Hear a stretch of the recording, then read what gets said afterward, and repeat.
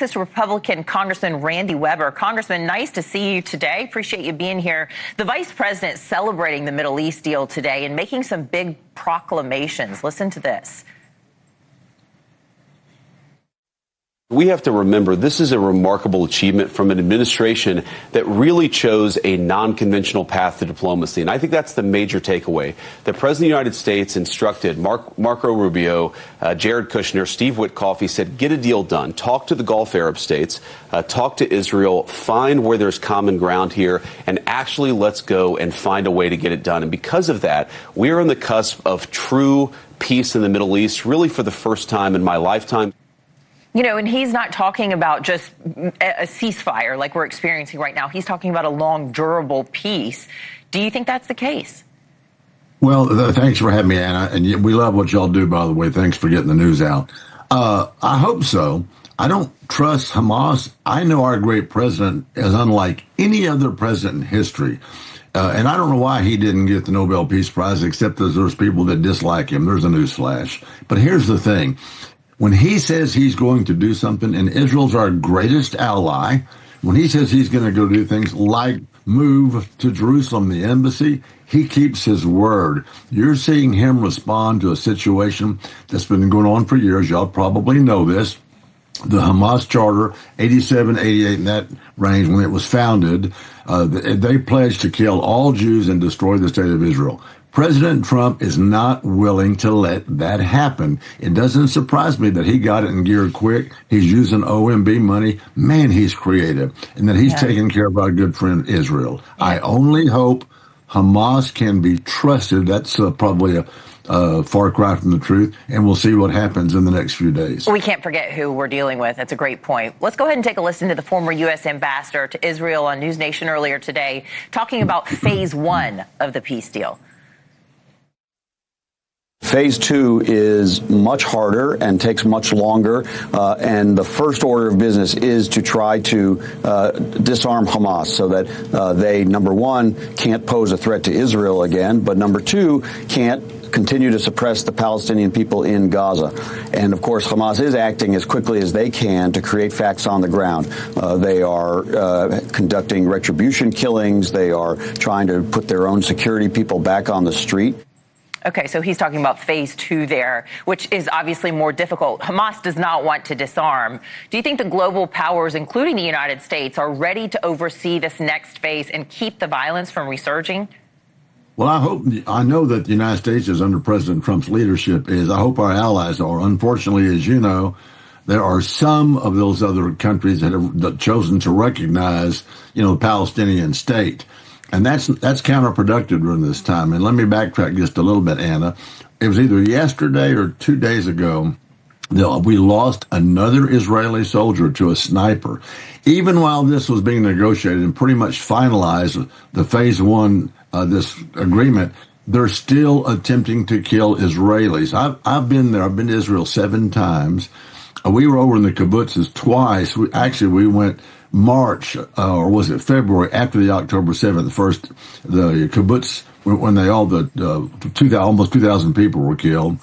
And I don't trust Hamas to keep their word, and people shouldn't trust Hamas to keep their word.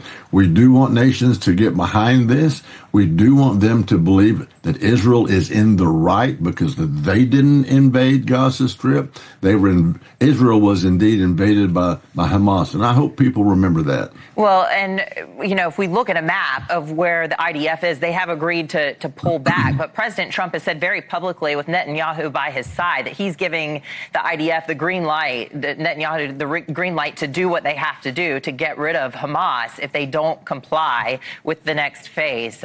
So who knows where it'll go, but we're just anxiously awaiting this hostage release and exchange as well. And Congressman, Israel says that 20 of the 48 hostages, the Israeli hostages, are still alive. Hamas, though, is expected to release them in exchange for the release of 250 Palestinian prisoners and 1,700 detainees from Gaza. Now, some of those set to be released are convicted terrorists. What's the danger here? Well, we're doing this, as you know, Israel's probably, 9 million people. It is a very democratic state that they've got in the Knesset people from all walks and all faiths and stuff. So they probably are the truest democracy that I can think of right now.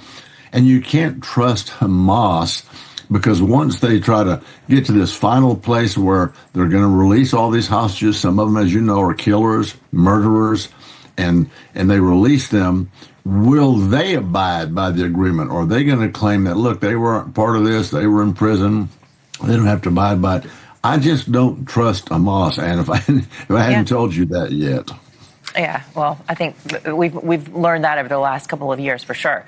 Turning to Washington, where the government is still closed right now, entering another week. Take a listen to your colleague, Democratic Congressman Greg Stanton, on the Hill Sunday, saying Republicans need to listen to Democrats and compromise. Well, look, the people of America know that the Republicans are in charge of this government right now. They have the majority in the House, the majority in the Senate. Obviously, President Trump is in the White House. They control everything. This is their shutdown, not ours. But if they want our support, then they need to really listen to our priorities. And our priorities are providing health care to the American people. So the Trump administration is firing at least 4,100 federal employees because of the government shutdown, and 750,000 others furloughed. As this impacts thousands of American families, when's this blame game going to end? What would it take for Republicans to bend on it? Well, you know, I came in 2013, and since that time, during that time till now, there was 4 government shutdowns.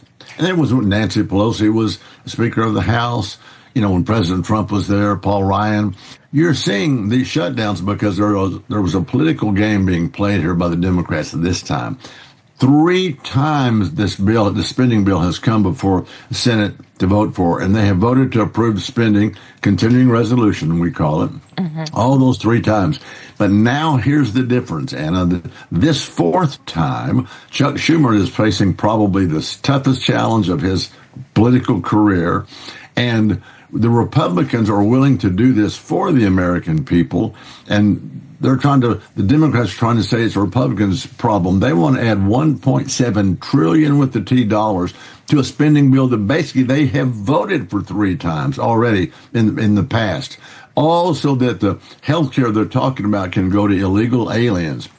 And we're saying, look, Trump has done a good job cleaning up the border. He has stopped the flow. He has stopped the bleeding. And you guys want to take $1.7 trillion when we have a $36 trillion deficit already, and you want to add it to a spending bill that nobody's in favor of except for y'all to get political advantage. This is a game. All right. Texas Republican Congressman Randy Weber, thank you so much for joining us. Have a great Sunday. Appreciate your time today. We love what y'all do.